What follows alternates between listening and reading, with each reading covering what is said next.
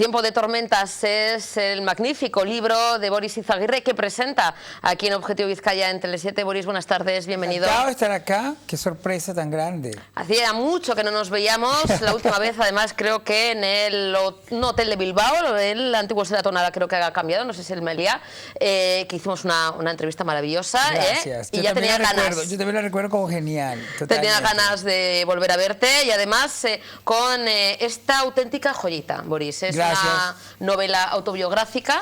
Bueno, y muy sorprendente. Soy el primero en interrumpir con lo de la cosa, porque en el fondo es una novela sobre mi mamá, ¿sabes? Y sobre la relación.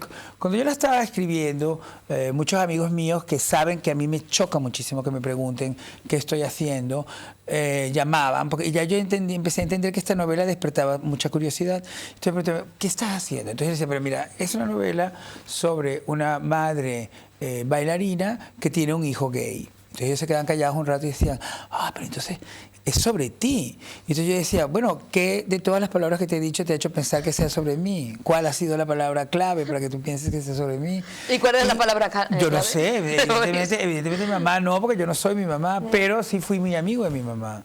Y su muerte evidentemente me hizo pensar que yo había estado conviviendo durante 49 años con un ser francamente excepcional, muy valiente, lleno de un profundo amor, deseosa de que sus experiencias fueran compartidas. Y pensé, no creo que haya muchos libros que tengan esa referencia para de repente, a lo mejor, una madre que se tiene que enfrentar a tener un hijo o una hija que se asoma al mundo de una forma distinta.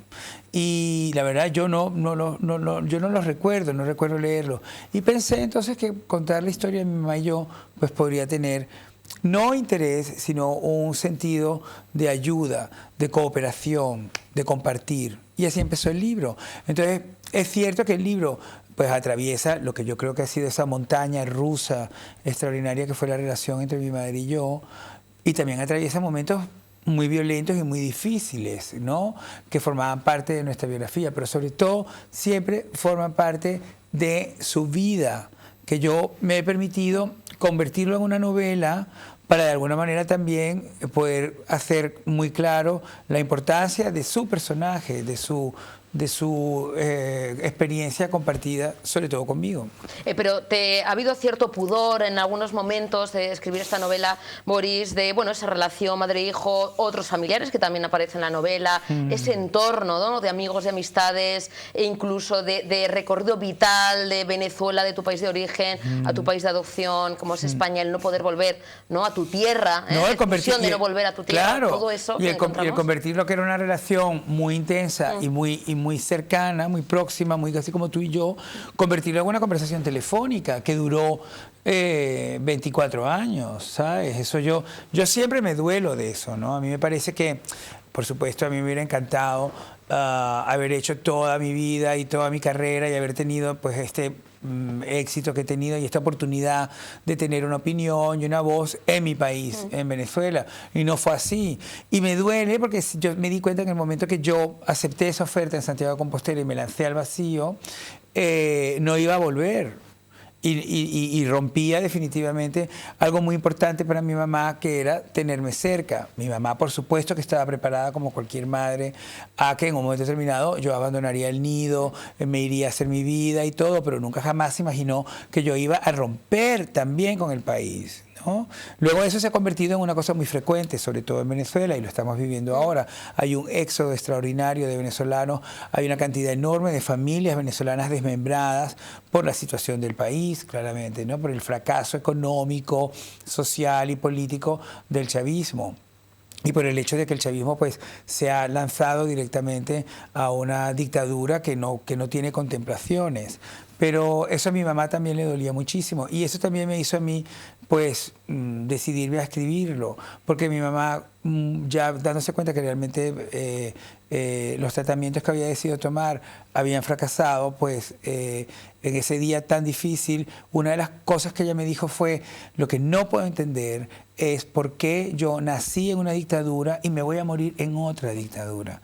Y ahí yo pensé, sinceramente, como realmente no había más que pudiéramos hacer, yo pensé, bueno, este es el libro que yo tengo que escribir. Un homenaje, ¿no? a tu madre y a muchas madres que, como comentas, Boris, ven cómo sus hijos se tienen que marchar a miles de kilómetros de distancia y no pueden volver en años. Y es una injusticia más, ¿no encuentras? Es decir, yo creo que mi mamá me enseñó a entender que la vida está llena de violencia y de obstáculos que tú tienes que superar y que tú tienes que hacerte fuerte ante ellos. Por eso yo me decidí a escribir ese episodio tan salvaje y tan violento de la violación a la que yo fui sometido cuando tenía 13 años.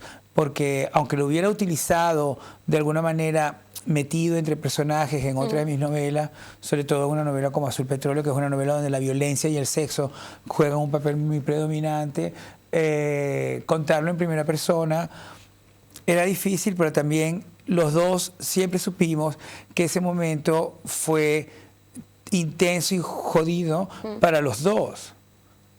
Para mí, incluso si tú quieres físicamente, pero para mi mamá, mentalmente, moralmente, significó que esa protección que ella había construido alrededor mío se había quebrantado completamente. Pero ella pensó también al mismo tiempo que entre los dos podíamos reconstruirla.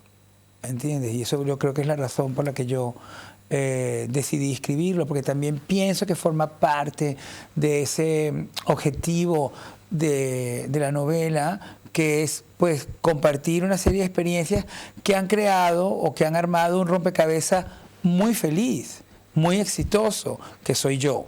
¿Entiendes? Y que yo pienso que eso hay que compartirlo, es decir, hay que enseñar de alguna manera a tus lectores a que puedan tener una referencia para enfrentarse a cosas que son muy difíciles. Vamos a descubrir a un Boris también desconocido, porque mucha gente dirá, si conocemos, ¿no? Porque nunca has tenido ningún tapujo, siempre has concedido entrevistas, siempre muy amable, Boris, pero hay momentos o hay situaciones, hay personajes, la familia, ¿no? Luego explicaremos el porqué también del nombre, del título de la novela, que no es casual, y un Boris que no conocimos hasta ahora. Conocemos parte de tu vida, pero otras cosas que cuentas en la novela que quizá no conocemos tanto, ¿no? Sí, pero ya a medida que me hago más mayor, prefiero realmente ser completamente invisible. Es decir, me encantaría. Mi mamá siempre me decía, eso es imposible, ¿entiendes? Es imposible que seas invisible, déjate de esa tontería. Pero yo decía, no, mamá, yo creo que se puede intentar, te lo prometo. Y yo creo que desnudarme de esa manera, bueno, yo creo que realmente es que no ha sido intencional, ¿no? ¿Sabes qué pasa? Que yo confío siempre mucho en mis personajes y confío mucho, me entrego mucho a ellos y que ellos dirijan la narración. Por eso yo siempre insisto en que es una novela, precisamente por eso, porque los personajes, los que entran y los que salen, los que son los principales, que en este caso pues serían, evidentemente dos tienen el nombre de mi mamá y el mío, pero por ejemplo Altagracia y su hijo Gerardo son personajes de la novela que al final empezaron a crecer y a convertirse en personajes que parecieran estar detrás mío diciendo, oye, pues también me tienes que nombrar en las entrevistas porque formamos parte, una columna muy importante de la novela. Y la columna básicamente es que es verdad que mi mamá, muchas de sus amigas, que algunas pues tenían profesiones, periodistas, escritoras, pintoras, varias de ellas de repente se encontraron con que también sus hijos eran gays. Y una de ellas, por ejemplo, le dijo directamente a mi mamá, yo no voy a permitir que mi hijo sea como Boris. Y se lo dijo, y fue una afrenta muy grande, y entonces ella rompió esa amistad, ¿entiendes?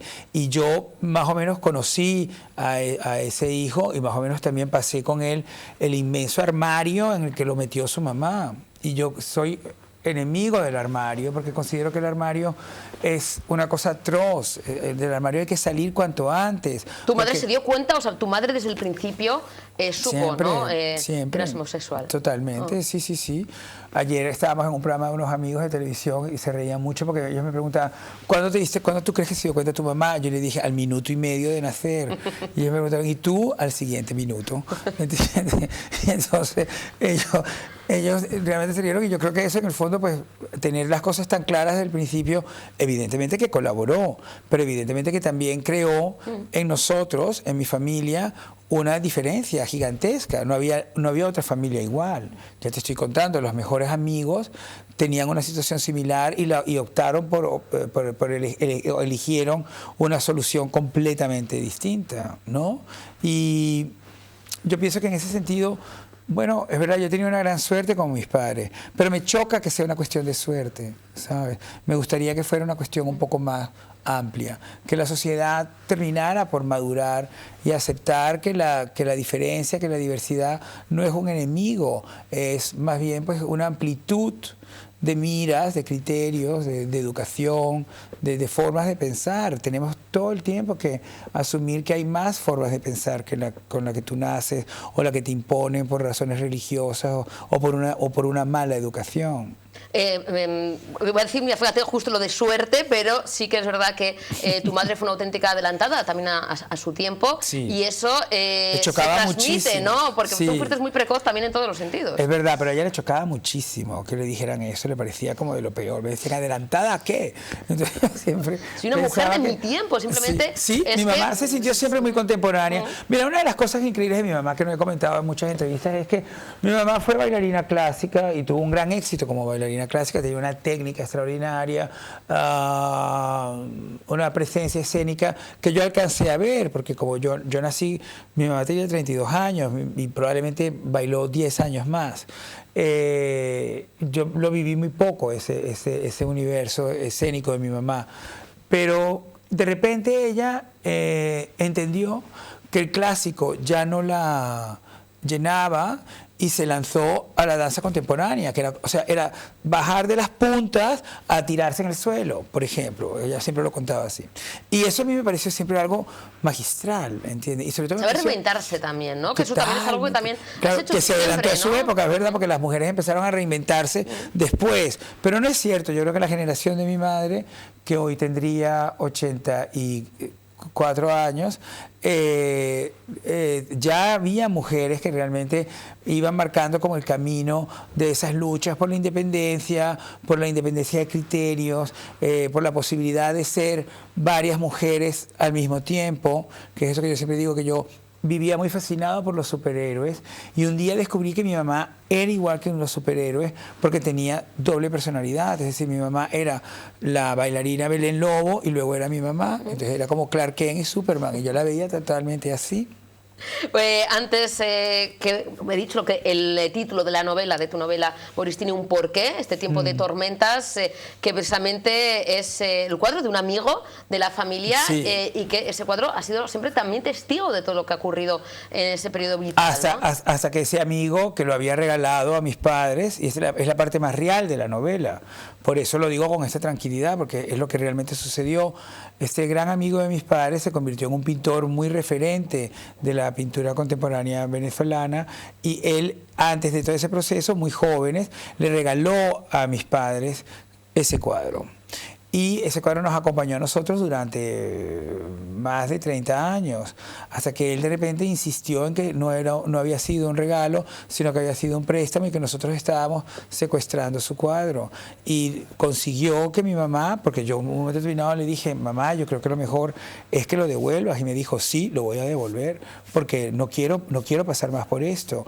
Y es cierto que este pintor, que ha fallecido también, pasó a formar parte un poco como de los artistas venezolanos que apoyaron el chavismo.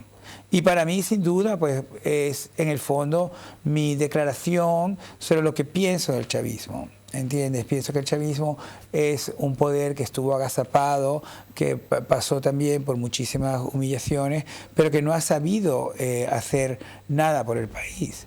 Todo lo contrario, ha traicionado ese apoyo, esa entrega, esa sensación de que ellos eran un regalo para mejorar al país y al final lo que han hecho es secuestrarlo, quedarse con el cuadro. Y eso yo creo que es un poco también uno de los temas del Tiempo de Tormentas. Muy recomendable, Boris, Tiempo de Tormentas. Vamos a descubrir con tu prosa, con mucho humor, también con mucho sentimiento, con mucho dolor, con mucho odio, con mucha envidia. Hay muchos ingredientes en esta novela. Yo espero verte dentro de poquito. Siempre se nos va el tiempo volando. Boris, sé que tienes que marchar para seguir atendiendo a los compañeros. Muchísimas gracias por este ratito tan agradable. A ti sobre todo, porque me ha gustado mucho y me he sentido muy a gusto hablando de Tiempo de Tormentas contigo. Esta es tu casa, ya lo sabes, Boris. Muchas gracias. Hacemos una rápida pausa para la publicidad. A la vuelta continuamos en Ojo TV Vizcaya. Boris.